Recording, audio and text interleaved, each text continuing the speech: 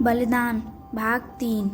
एक दिन संध्या समय गिरधारी खड़ा अपने बैलों को खुजला रहा था कि मंगल सिंह आए और इधर उधर की बातें करके बोला, कोई को कब तक बांध कर खिलाओगे, निकाल क्यों नहीं देते।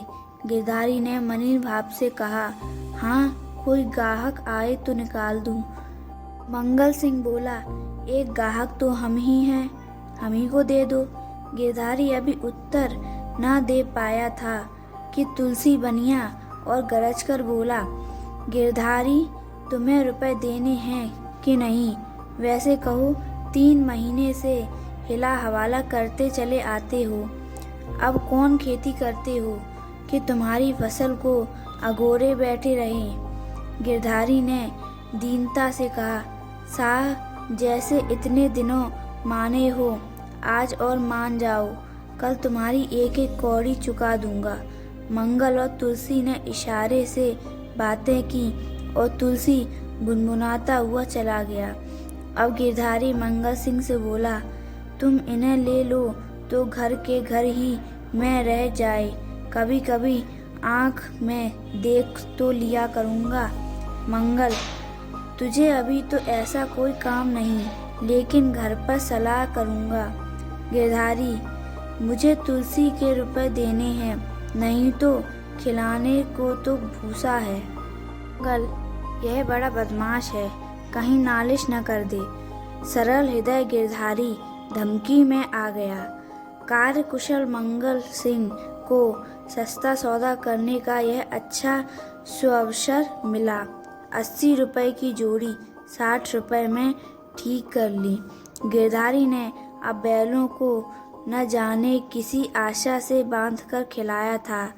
आज आशा का वह विकल्प सूत्र की टूट गया।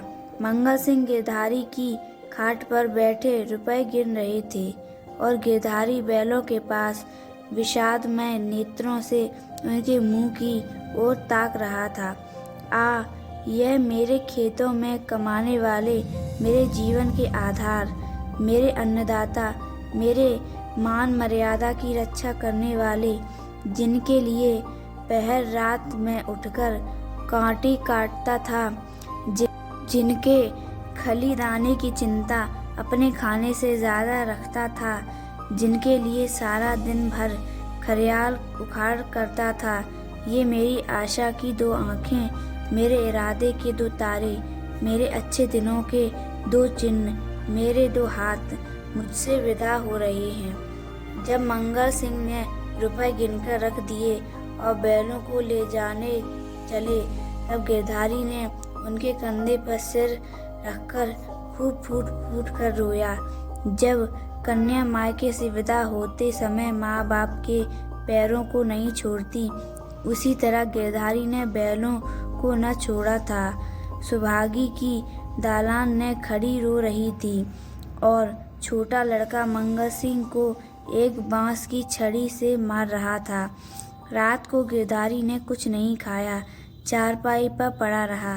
प्रातकालीन सुभागी चिलम भरकर ले गई तो वह चारपाई पर न था।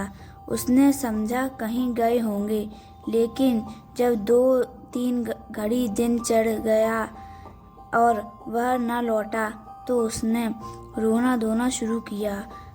गांव के लोग जमा हो गए, चारों ओर खोज होने लगी, पर गिरधारी का पता ना चला। संध्या हो गई, अंधेरा छा रहा था। सुभागी ने दिया जलाकर गिरधारी के सिराने रख दिया और बैठी द्वार की ओर ताक रही थी कि सहसा उसे पैरों की आहट मालूम हुई। सुभागी का हृदय धड़क उठा। वह दौड़कर बाहर आई और इधर उधर ताकने लगी। उसने देखा कि गिरधारी बैलों की नांद के पास सिर झुकाए खड़ा है। सुभागी बोल उठी, घर जाओ, वहाँ खड़े क्या कर रहे हो, आज सारे दिन कहाँ रहे। यह कहते हुए वह गिरधारी की ओर चली। गिरधारी ने उसे कुछ उत्तर ना दिया। वह पीछे हटने लगा और थोड़ी दूर जाकर गायब हो गया। सुभागी चिल्लाई और मूर्छित होकर गिर पड़ी। दूसरे दिन कालिका दिन हल लेकर अपने खेतों पर पहुँचे। अभी कुछ अंधेरा था। बैलों को हल में लगा रहे थे कि यकायक उन्होंने देखा कि गिरधारी खेत की मेड़ पर खड़ा है। वही मिजई, वही पगड़ी, वही सोठा। कालिका दीन ने कहा, अरे गिरधारी, मर्दे आदमी, तुम यहाँ खड़े हो और बेचारी सुभागी हैरान हो रही है। कहाँ से आ रहे हो? यह कहते हुए बैलों को छोड़कर गिरधारी की ओर चले। गिरधारी पीछे हटने लगा और पीछे वाले कुएं में कूद पड़ा। कालिका दीन ने चीख मारी और हल बैल वहीं छोड़कर भागा। सारे गांव में शोर मच गया और लोग नाना प्रकार की कल्पनाएं करने लगे। कालिका दीन को गिरधारी वाले खेतों में जाने की हिम्मत ना पड़ी। गिरधारी को गायब हुए 6 महीने बीत चुके थे। उसका बड़ा लड़का अब इस ईंट भट्टे पर काम करता है और 20 रुपए महीने घर लाता है। अब वह कमीज और अंग्रेजी जूता पहनता है। घर में दोनों जून तरकारी पकती है और जौ के बदले गेहूं खाया जाता है। लेकिन गांव में उसका कुछ भी आदर नहीं। वह अब भी मजदूर है। सुभागी अब पराए गांव में आए हुए कुत्तों की भांति दुबकती फिरती है। वह अब पंचायत में नहीं बैठती। वह अब मजदूर की माँ है। कालिका दीन ने गिरधारी के खेतों से इस्तीफा दे दिया, क्योंकि गिरधारी अभी तक अपने खेतों के चारों तरफ मंडराया करता है।